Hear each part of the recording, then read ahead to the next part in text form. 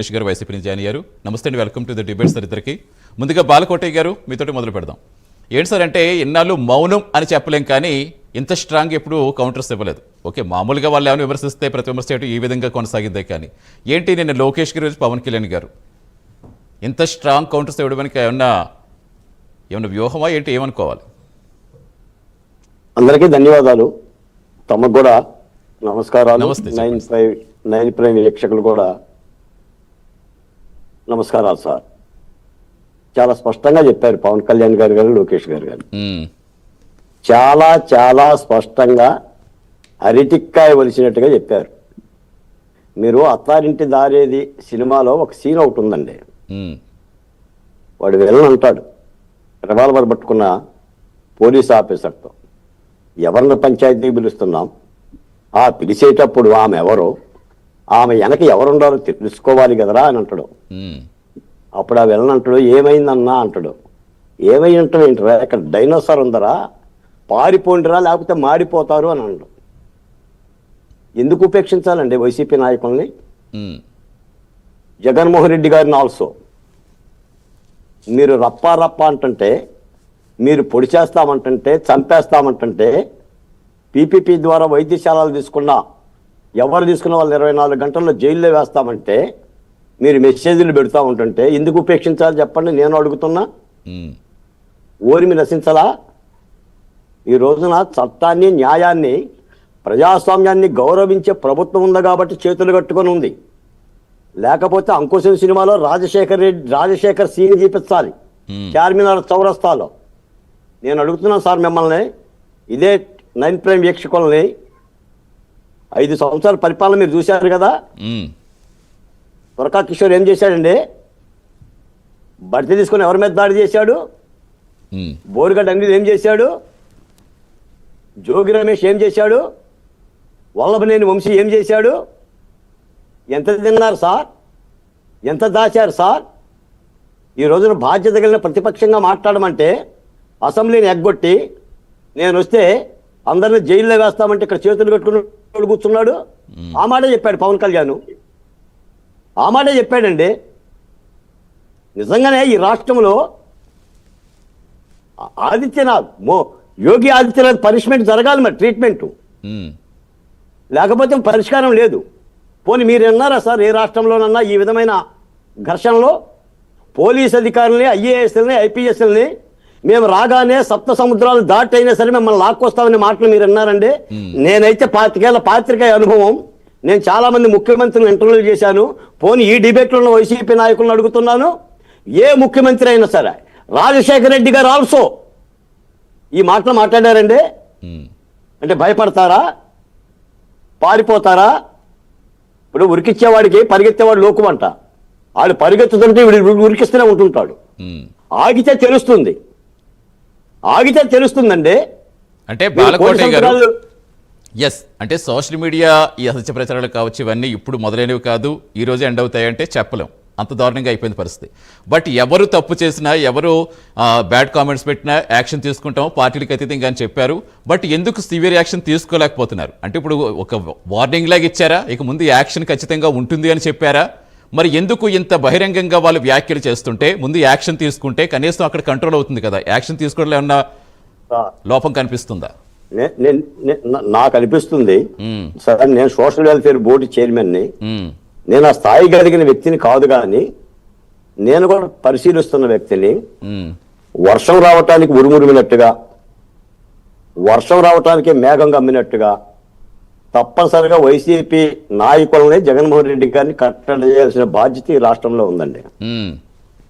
లేకపోతే ఐఏఎస్ అధికారులు, ఐపీఎస్ అధికారులు లేదా పారిశ్రామికవేత్తలు ఈ రాష్ట్రానికి రావటానికి కూడా ఒక పెద్ద క్వశ్చన్ మార్క్ అవుతుంది. మీరు గతంలో లోకేష్ గారు అన్న మాట ఒకసారి గుర్తు చేస్తా.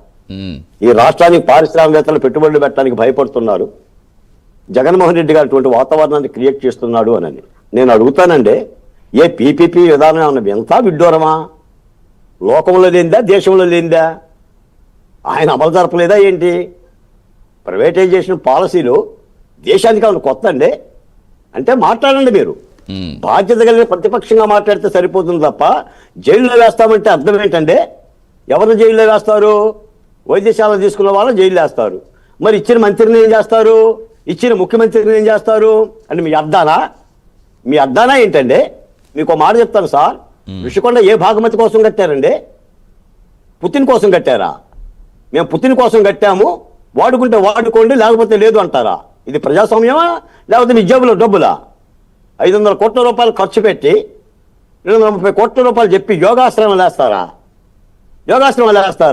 ఇది కించపరచడం కాదండి. కులాల మధ్య ఎంత రెచ్చ పెడుతున్నారండి ఈ రోజున. మీరు సోషల్ మీడియా చూడండి, ఒక్క వైసీపీ నాయకుడు దమ్ముంటే చెప్తున్నాను, సోషల్ మీడియాలో కామెంట్ చేయమనండి, మహిళల్ని అమరావతి మీద నిందలేయమనండి. ఏం మాట్లాడారండి? ఇప్పుడు ఎందుకు తగ్గిపోయినాయి సార్? ఈ రోజున రెడ్ బుక్ అన్నా ఏ బుక్ అన్నా రాజ్యాంగాన్ని అమలు జరిపే పద్ధతి చేస్తున్నారు. మీకు పవన్ కళ్యాణ్ గారు చాలా బాగా చెప్పారండి. ఆయన చాలా ఒత్తిగిలి ప్రజాస్వామిక బద్ధంగా కోపం ఎవరికి ఉండదు సార్. ఇప్పుడు వైసీపీ నాయకుడు తిడితే నేను తిట్టలేనా? నాకు తెలుగు రాదా? నాకు మాట రాదా? ఏ 4 మడతలేనా? కాదండి, బాధ్యత కలిగిన ప్రతిపక్షంగా నిర్వర్తించాలని చెప్తున్నాం. మీకు చేత అయితే అసెంబ్లీకి పోండి, ఓకే. మీకు ఇష్టం లేకపోతే అసెంబ్లీకి నెగ్గొట్టండి. కానీ ఏంటంటే మేము వచ్చేస్తాం, మేము గుడ్డలెప్పదేస్తాం. ఎవరు గుడ్డలెప్పదేస్తారు? పోలీస్ అధికారులు గుడ్డలెప్పదేస్తారా? అంటే వైసీపీ పార్టీ ఉన్న పోలీస్ అధికారులు వాళ్ళు కాదా? మిమ్మల్ని నమ్ముకున్న ఐపీఎస్లు ఏమైపోయారు? ఐఏఎస్లు ఏమైపోయారు? ధనుంజయ రెడ్డి ఏమైపోయాడు? కృష్ణమోహన్ రెడ్డి ఏమైపోయాడు? సునీల్ కుమార్ ఏమైపోయాడు చెప్పండి? సీతారామయ్య ఏమైపోయాడు చెప్పండి? ఏనాడు చరిత్రలో ఉందా? ఐఏఎస్ ఐపీఎస్ జైలు పోవటం ఇది కూడా కుట్రకోణమేనా? ప్రభుత్వం కక్షపూర్తిగా పెట్టిందే వాళ్ళని? తప్పేం చేయలేదా? స్కామ్లు ఏం జరగలేదా? దేవుడి కొండను అపవిత్రం చేయలేదా? మధ్యలో స్కామ్ చేయలేదా? ఉందా మీకు ఏమన్నా గూగుల్ లావాదేవీలు? ఇవన్నీ వాస్తవం కాదండి. అంటే విషయం ఏంటి సార్ అంటే, ఇప్పుడు చాలా ఇబ్బందికరమైన వాతావరణం ఆంధ్ర రాష్ట్రంలో జగన్మోహన్ రెడ్డి గారు కావాలని క్రియేట్ చేస్తున్నాడండి. ఆయనకు అన్నీ తెలుసు, ఆయన తెలిసే మాట్లాడుతున్నాడు. అంటే ఒక విధ్వంసం ఆయనకి తెలిసిందే కోల్చటం, నిర్మించడం ఆయనకి తెలియదు. నేను అడుగుతున్నాను సార్ ఈ డిబేట్లో మిమ్మల్ని 9 ప్రైమ్లో, జగన్మోహన్ రెడ్డి గారు 5 ఏళ్ళు కట్టిన కట్టడం చేపించండి రుషికొండ తప్ప. ఏం కట్టాడండి? ఏం కట్టాడు చెప్పండి? సచివాలయాలు కట్టి రంగులు వేసుకోవటానికి. ఏమండి ఈ రోజున జలధార మిషన్కి అమర్జీ పేరు పెట్టారు. జగనన్న ఏం పెట్టాడండి? జగనన్న గోరి మెద్ద, జగనన్న గోరి సంచి, జగనన్న చికిడి, జగనన్న భరోసా. ఏంటి సార్ వీళ్ళ మహాత్ముల? దేశ స్వాతంత్ర సమరయోధుల? చెప్పండి సార్, ఏ నామధేయాలు పెడతారండి మీరు? మీ సొంత పేర్లు పెట్టుకుంటారా? మా కుల ధృవీకరణాల పత్రాల మీద మీ ఫోటోలు వేస్తారా? రైతుల పట్టాదారు పుస్తకాల మీద మీ ముఖాలు ముద్రిస్తారా? ఇది పరిపాలన అండి? ఇది రాచరికం కాదా? ఇది నయా నియంత్ర పరిపాలన కాదా? కాబట్టే కోపం వస్తుందండి. కోపం వస్తుంది తప్పనిసరిగా. ఆయన అన్న మాటలకి, జగన్మోహన్ రెడ్డి గారు అన్న మాటలకు సమాధానం చెప్పారే తప్ప లోకేష్ గారు కానీ పవన్ కళ్యాణ్ గారు కానీ వీళ్ళు అరువు తెచ్చుకొని అయితే మాట్లాడలేదండి. రైట్. అక్కడికి పవన్ కళ్యాణ్ గారు లాస్ట్ ఒక మాట అన్నాడు, ఓపిక నశించింది బ్రదర్ అని కూడా మాట్లాడారు. ఇప్పటికైనా సరే నేను చెప్తున్నాను, ఈ రాష్ట్రం బాగుండాలి, రాష్ట్రంలో ప్రజలు బాగుండాలి, అభివృద్ధి కార్యక్రమాలు జరగాలి. తప్పు జరిగితే విమర్శించమని ఆహ్వానిస్తున్నాం. ఇప్పటికి కూడా కూటమి ప్రభుత్వం తప్పు చేస్తే విమర్శించండి, నిర్దిష్టాత్మకంగా శాస్త్రీయంగా విమర్శలు చేయండి తప్ప ఈ యొక్క రప్ప రాజకీయాలు ఏంటి సార్? కత్తులతో కోలాకాలు